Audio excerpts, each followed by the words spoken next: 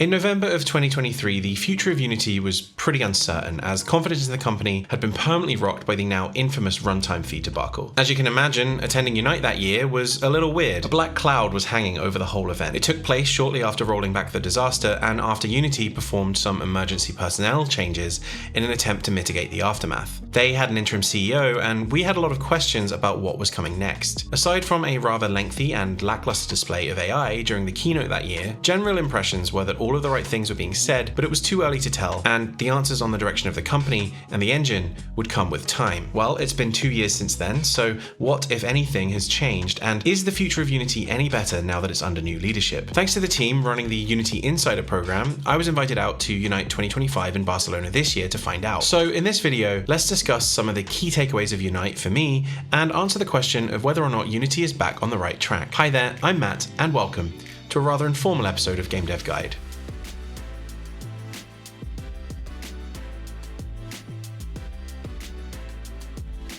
So I'll give you my 3-word summary of Unite right here. It was boring. And I mean that in the best way possible. It was just 2 days of Unity showing off their roadmap, doubling down on a lot of their previous commitments, and revealing some new and I'd argue improved ones too. For instance, during the keynote, we got to see and hear a lot about their ongoing developments to move the engine towards core CLR, as well as gradual changes and improvements they're looking to make to the core editor experience, as well as various improvements to rendering and performance of the runtime, which they spoke a bit more about in the roadmap talk. Many of us who use the engine daily have desired Unity to just focus on improving the core engine experience for years, so it was just really nice to hear their focus on this. It's not shiny, but it's valuable and absolutely necessary, and long overdue, so I'm very, very pleased with this. The roadmap actually went into more detail about how they were gradually going to move and improve the engine iteratively over time, with one of the biggest pieces of news being their departure from Unity 7. This was one of the big open secrets during Unite in Amsterdam, and it was being positioned to be a full reset for Unity, a new version of the engine that would solve all of the issues everyone had with it and fix all of the mistakes of the previous regime. While it sounded nice, under scrutiny it was never going to work and would have likely screwed over so many folks working in the previous versions of the engine. I think they've made the right choice here by killing that notion and committing to a longer run of gradual improvements to the existing engine version. Currently, we're seeing plans for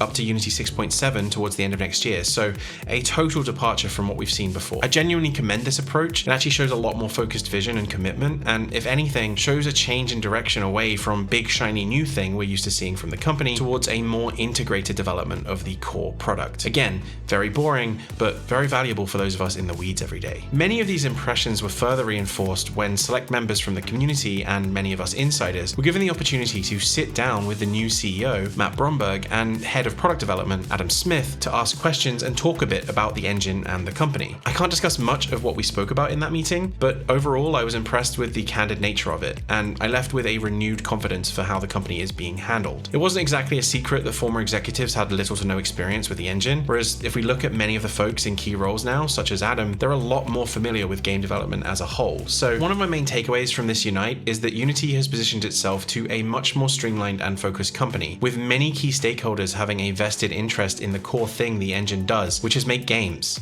Speaking of which, let's now look at some of the standouts from their roadmap for the next year, as there were a couple of cool things that they discussed that you might find interesting and maybe we'll be able to take a look at in more detail in a future video. As I mentioned earlier, Unity are now working their way towards a 6.7 LTS, with 6.3 being the next big LTS coming soon, I guess, and then a series of gradual changes and improvements to versions between now and then. Obviously, the biggest change, and I think the one that's going to have the most impact, is their gradual move over to core CLR. If they manage to get the engine moved over in this direction, it's going to be a huge leap forward for the engine next year, unlocking more power for developers due to being able to access more of the modern language features of C#, something I'm very much looking forward to. One of the other key changes I'm excited about is the unification of the render pipelines. We've already started to see this with their move towards the render graph API, but it seems as though by Unity 6.7 we should have a much more interchangeable set of engine features that we can customize depending on the needs of our project as it scales, rather than needing to make that critical decision early on before we've even figured out demands yet. Not to mention all of the other headaches that come from having such a fractured engine experience. Another change I'm welcoming greatly. Some of you might also be pleased to know that Unity are committed to supporting both UI toolsets now. The future of Unity UI was up in the air a little bit, and as UITK has started to reach feature parity, it was unclear where they're headed next. So it's nice to know that both have their place in the engine and that they're looking to make some much needed improvements to the older toolset. However,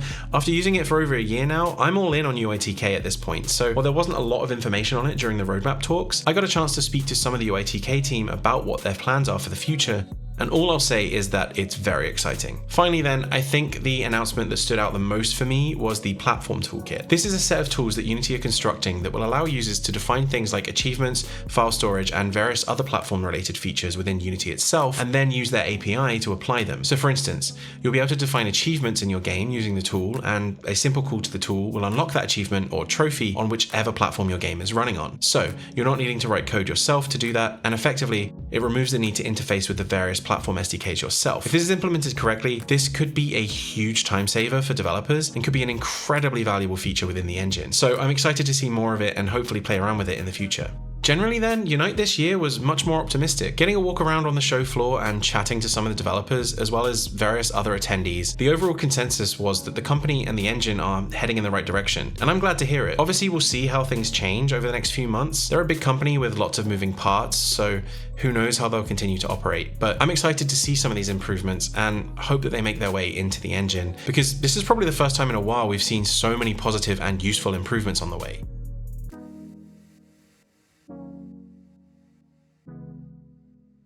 Once again, thank you so much to the Unity Insider program for having me. I greatly appreciate the opportunity, and it's always great to catch up with fellow creators on the program too. I'll post links to many of the folks you see in this video in the description down below, so be sure to check their channels out if you haven't yet. And also check out my second channel. It's a place where I'm doing more relaxed commentaries, reviews, and first impression videos a lot like this, so if that sounds like your thing, feel free to head over there and subscribe using the link in the description. But that's about it for this video. If you've enjoyed it, hit the like button, and let me know your thoughts in the comments down below. I'm curious to know what you think about the new direction it seems Unity are taking, and whether or not there were any standouts for you from the roadmap at Unite this year, or perhaps you disagree with me. Either way, I'd love to hear what you have to say. If you're new to the channel and would like to see more videos like this, then consider subscribing, as you'll get to know when new videos go live. As always, thank you so much for watching, and I'll see you again next time.